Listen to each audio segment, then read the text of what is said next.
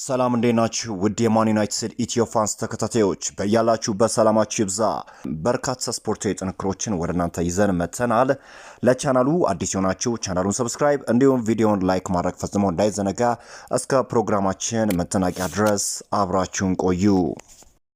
የማንቸስተር ዩናይትድ የበላይ አካላት የሩበን አሞሪም 3-4-3 ታክቲክን እውን ለማድረግ ከኩናሃ ጋር ብሪያን ምቤሞን በማስፈረም በአጥቂ መስመሩ ለመሸፈን እያሰቡ ይገኛሉ። ማንቸስተር ዩናይትዶች ከፊት አጥቂ ጀርባ የሚጫወት ሌላ አጥቂ ለማስኮብለልም ውጥን እንዳደረጉ ተዘግበዋል። ከዛው ከእንግሊዝ ሳይወጡ ተጫዋች የመለመሉ ሲሆን የብሬንትፎርዱ ብሪያን ምቤሞ ደግሞ ዋነኛ ተመራጭ እንደሆነም ተዘግበዋል። ይህ ተጫዋች በማንቸስተር ዩናይትድ ሰዎች ከፍተኛ ደረጃ የተሰጠው አማራጭ ቢሆንም ግን በዝውውሩ ውስጥ እንደ አርሰናልና ኒውካስትል ያሉ ክለቦች ከፍተኛ የሆነ ፉክክር ለማድረግ ዝግጁ መሆናቸውን ነው እንግዲህ ታማኙ ፋብሪዚዮ ሮማኖ እየዘገበ የሚገኘው። ማንቸስተር ዩናይትዶች እንግዲህ ከማቲያስ ኩኒያ ቀጥሎ ሁለተኛ ፈራሚ እንዲሆን የሚፈልጉት ተጫዋች ካሜሮናዊው ብሪያን ምቤሞ እንደሆነ ተዘግቧል። ይህንንም እንግዲህ ታማኙ ፋብሪዚዮ ሮማኖ ነው ያሳወቀው።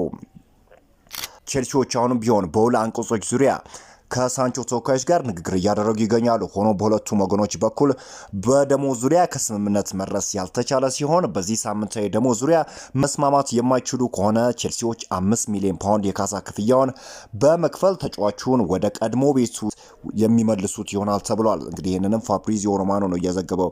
እስካሁን ድረስ በቼልሲዎችና በእንግሊዛዊ ተጫዋች ሳንቾ መካከል ስምምነት እንዳልተፈጠረ ነው እየተገለጸ የሚገኘው። ምንም እንኳን ቼልሲ የኮንፈረንስ ሊግን ካሳካ በኋላ የተጫዋች ኢንዞ ማሪስካ ፍንጭ ሰጥቶ ነበረ ተጫዋቹ በስታንፎርድ ብሪጅ እንደሚቆይ። ነገር ግን እስካሁን ድረስ ምንም የተረጋገጠ ነገር እንደሌለ ነው እየተነገረ የሚገኘው። የፖርቹጋሉ ጋዜጣ ኤቦላን ጨምሮ ሌሎች የፖርቹጋል ሚዲያዎች ዛሬ ጠዋት በፊት ገጻቸው ይዘውት የወጡትን መረጃ ላጋራችሁ። ሩበን አሞሪም ለማንቸስተር ዩናይትድ ቦርድ ብሩኖ ፈርናንዴዝ የሚለቅ ከሆነ የእሱ ትክክለኛ ተተኪ የስፖርቲንግ ሊዝበኑ ፔድሮ ጎንዛልቬስ መሆኑን አሳውቋል። ወደ ፖርቹጋል ብሔራዊ ቡድን በትናንትናው ዕለት የተቀላቀለው ብሩኖ ፈርናንዴዝ በዚህ ሳምንት ስለ ቀጣይ ሕይወቱ ውሳኔ የሚያሳልፍ ሲሆን ሩበን አሞሪም ብሩኖ የሚለቅ ከሆነ ፔድሮን እንዲያመጡለት በይፋ መናገሩ ተገልጿል። በተጨማሪም አማካኙ ከማንቸስተር ዩናይትድ ጥያቄ የሚቀርብ ከሆነ የቀድሞ አሰልጣኙን በመከተል ወደ ማንቸስተር ዩናይትድ ለማቅናት ክፍት መሆኑ ተዘግቧል።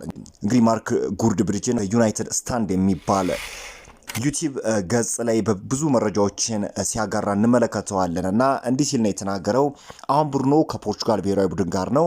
ከዚህ በኋላ ማንቸስተር ዩናይትድ እሱን ለማቆየት ማሳመን የሚችሉ አይመስለኝም። ብሔራዊ ቡድን ውስጥም ብዙ ሳውዲ ሊግ ነው የሚጫወቱ ሲል ነው እንግዲህ ማርክ ጎልድብሪጅ የተናገረው። ከዚህ በፊት የዩቲዩበር ብዙ መረጃዎች ሲያጋራ እንመለከታለን እና የእሱ መረጃዎችም እውን ሲሆኑ ከዚህ በፊት አስተውለናል እና የብሩኖ ፈርናንዴዝ ማንቸስተር ዩናይትድ የመልቀቅ ጉዳይ እንግዲህ እድሉ እየሰፋ እንደሆነ ነው እየተገለጸ የሚገኘው። ሌላኛው መረጃ እንግዲህ ምንም እንኳን አሌሃንድሮ ገርናቾ ወደ ቼልሲ መዘዋወር ምርጫ ቢያደርግም የኔፕልሱ ክለብ ናፖሊ ተጫዋቹን ለማስፈረም ጥረት እያደረገ የሚገኝ ብቸኛው ክለብ እንደሆነም ተነግሯል። በተጨማሪም በአስገራሚ ሁኔታ ማንቸስተር ዩናይትድ ለተጫዋቹ ዝውውር ሲፈልግ የነበረውን 60 ሚሊዮን ፓውንድ ዋጋ ወደ 40 ሚሊዮን ፓውንድ ዝቅ ማድረጉ ተገልጿል። እንግዲህ በጋርዲያን ነው ይህንን የዘገበው።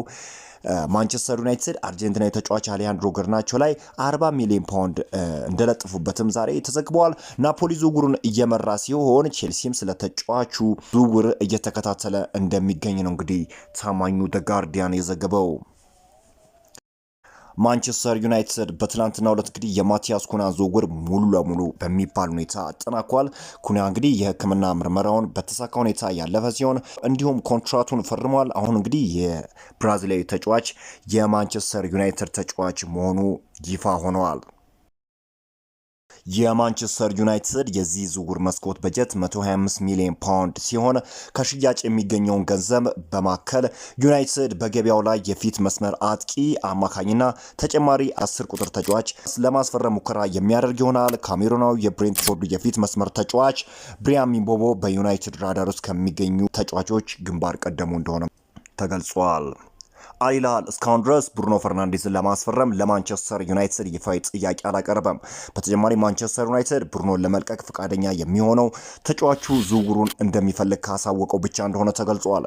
የትኛውም የዝውውር ዋጋ ቀርቦለት ተጫዋቹ መሄዱን ካልመረጠ አማካኙን በክለቡ ማቆየት ይፈልጋል ተብሏል። ከዚህ በተጨማሪ ፖርቹጋላዊው አማካኝ እስካሁን ድረስ ከማንቸስተር ዩናይትድን ለመልቀቅ ይፋዊ ጥያቄ አለማቅረቡ ነው የተመላከተው። እንግዲህ ይህንን ጉዳይ እንግዲህ ከቀናቶች በኋላ ውሳኔ የሚያገኝ ይሆናል። እንግዲህ እኛም መረጃዎችን ወደ እናንተ የምናደርሳቸው ይሆናል። የማንቸስተር ዩናይትዱ ተስፈኛ ታዳጊ ቺዶ ኦቢ ማርቲን በክለቡ ፍቃድ በተሰጠው የግል አሰልጣኙ ክረምቱን ከማረፍ ይልቅ በግሉ ልምምድ ለመስራት እቅድ ይዟል። ቺዶ ኦቢ ማርቲን ይህንን ለማድረግ ያቀደው ወደ ዋና ቡድን ሙሉ ለሙሉ ለመቀላቀል እያደረገ የሚገኘውን ጥረት ለማፋጠን ነው። እንግዲህ ከእድሜው አንጻር ጥሩ የሚባል ነገርን እያሳየ ይገኛል። በተለይም ደግሞ ማንቸስተር ዩናይትድ ሆንግ ኮንግን በገጠመበት ጨዋታ ላይ 2 ጎሎችን ማስቆጠር ችሏል። ሩበን አሞሪምም ቀስ በቀስ ተጫዋቹ ክለቡን እንዲላመድ የመጫወቻ እድሎችን እየሰጡት ይገኛሉ። በቀጣዩ ውድድር ዘመን እንግዲህ ከዘንድሮ የውድድር ዘመን የተሻለ ነገርን ያሳየናል ተብሎ ይጠበቃል። በዘንድሮ የዝውውር መስኮት ለአሞሪምና ለቡድን ወሳኝ ወቅት ነው የሚሉት በርካታ ተጫዋቾች እንዳሉ ሁሉም የሚመጡ ተጫዋቾች መኖር አለባቸው። ይህም የሚሆነው በራትክሊፍ መሪነት እንደሆነ ታውቋል። በዚህ ክረምት አሞሪም የተቻለውን ሁሉ ማድረግ እንዳለበት ደግሞ ዋነኛው ክፍተት ማንቸስተር ዩናይትድ በአጥቂ መስመር ቦታ ላይ እንደሆነ ይታወቃል። ታዲያ ሰር ጂም ራትክሊፍም እንግዲህ ይህንን ክፍተት ለመሙላት የፊት መስመር አጥቂ ለማስፈረም ወደ ገበያው እንደሚወጡ ነው እየተገለጸ የሚገኘው። ውድ የዚህ ቻናል ተከታታዮች በአዲስ ቪዲዮ እስክንገናኝ ድረስ መልካም ነው ተመኘው። ቻናሉን ሰብስክራይብ እንዲሁም ቪዲዮ ላይክ እና ሼር ማድረግ ፈጽሞ እንዳዘነጉ